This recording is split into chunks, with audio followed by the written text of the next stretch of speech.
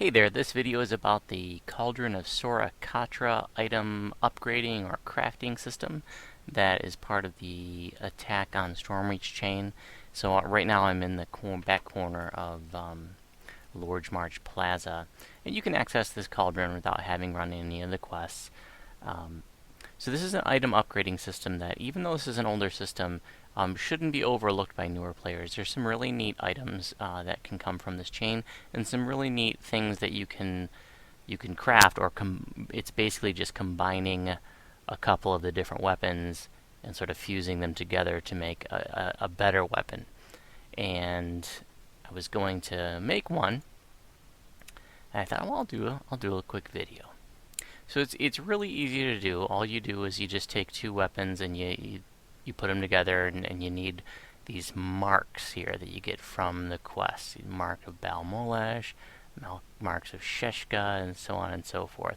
And if you don't have them and you don't want to farm them, you can actually buy them with astral shards. And some of all the items that you need to make the weapons come from the quests out here, and some of them are not bound, like the Blade of Fury, for example, or the Rock Splitter. These are bind on equip, so you could get these on the auction house. But some of the items come from are bound to account, and some of them come from actually the end of the whole chain reward.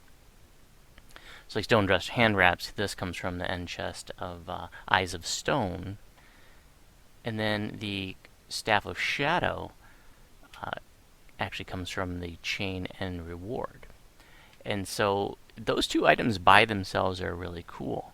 But the item I was going to make is the Vampiric Stonedust Handwraps.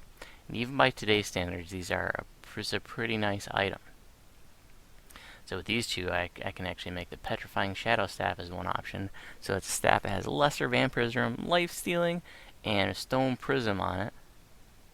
Or I can make my Vampiric Stonedust Handwraps. Stunning 6, Path of the Guarding Stone, Stone Prism, Lesser Vampirism.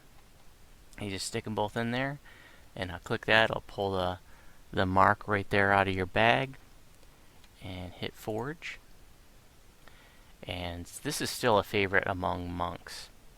And the reason why, well, and I also love them too, because I can use this as a collar for my wolf when I'm a druid. Or you can use it for your Iron Defender if you're an artificer. And if you're not familiar, you just take any hand wraps, even named hand wraps, to a device workstation, which is located in the Evening Star. There's also one in House C, and there may be some in the cargo bay of your ship as well. And it's really cheap to just put it in there, and there's an option to convert it to a collar. And so these crafted Vampiric Stonedust Handwraps are actually bind on equip. So I always like to make a set of these when I get the ingredients for it, and then give it away in my little game. So this will be a prize in one of my upcoming games. So if you're a little bit newer to the game, this is a neat little crafting system or upgrade system to be aware of. Or if you've been playing a little while and you just never paid much attention to it, take a look at the options that are in here. You can just scroll through the list and see what you can make, or you can go to DDO Wiki. There's a great list of items that you can make, and the ingredients. So you can see the two little ingredients that you need to combine to make the better version of whatever weapon. So even by today's standards, I mentioned, some of this stuff can still be relevant, or at least pretty nice. So check it out.